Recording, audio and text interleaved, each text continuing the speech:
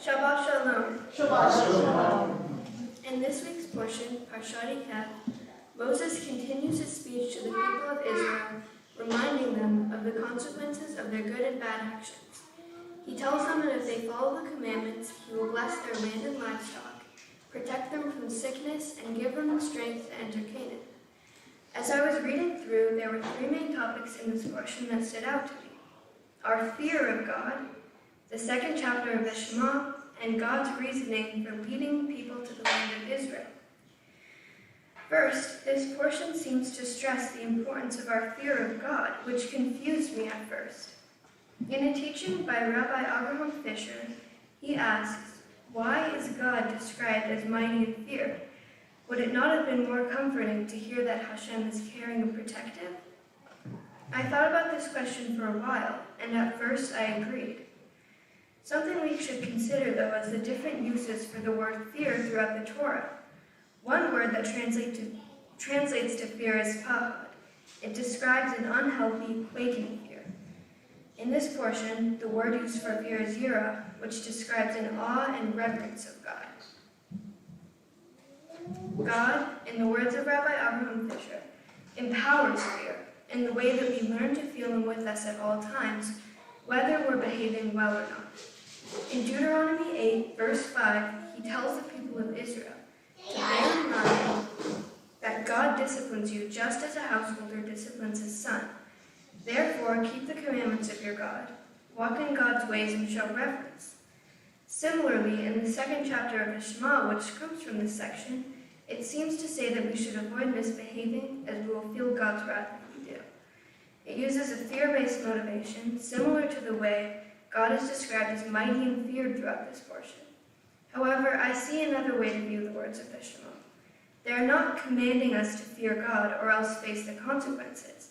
They're there to remind us that our consequences could have negative outcomes. Lastly, something I wondered while reading this portion was, why does God help the people get to Israel safely? Was it out of reward for their good actions? After all, a large part of Parshat Kev is Moses reminding the people of Israel that if they follow the commandments, they'll be rewarded with good in return. Or was he fulfilling a promise made to our ancestors? In the beginning of Deuteronomy 7, Moses tells the people of Israel, if you listen to God's laws, God will keep the covenant made with your ancestors. Or in simpler words, if you do good, I will do this good thing for you. The covenant he refers to is the promise made between God and Abraham, and that lets Abraham be the father of many nations. Although later on in Deuteronomy 9, Moses tells the people, do not think that your righteousness earned you this land, and earned God's help in fighting the evil nations. It was the wickedness of the other nations that caused the Lord to drive them out. It seems like Moses is giving the people of Israel multiple different ideas. Did they get the land because they deserved it for following God's laws? Did God drive out the evil nations simply because they were evil? Or did he bring the people of Israel to the land because of the covenant with Abraham? To answer that question, there was something I thought was interesting about this portion. In verse 18 of Genesis 22, God says to Abraham after the binding of Isaac, all the nations of the earth shall bless themselves by your descendants because you have listened to my voice. Ekev asher shemata bekoli, because you have listened to my voice. Similarly, this week's parsha begins, Bechaya ikev tishmehu, if you listen to God's voice.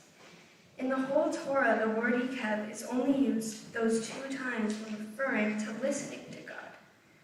The first of the two in Genesis, when God promises Abraham children, and the second in this week's portion, when God vows to lead the people safely into the land of Israel. Are these two completely unrelated, or do they have some other connection? Some guess that God gave Abraham children and led people of Israel into the land in exchange for fulfilling God's ultimate mission to build a successful nation, Israel. Others think of the children and land not as a reward, but tools that helped Abraham. In the end, there are many ways to look at it, and there's a lot covered in this portion, from our fear of God to the second part of the Shema to God leading the people into Israel. But all in all, we can view Parshat Ekev as a reminder for us to do good, not only this week, but all the time. Thank you and Shabbat Shalom. Shalom.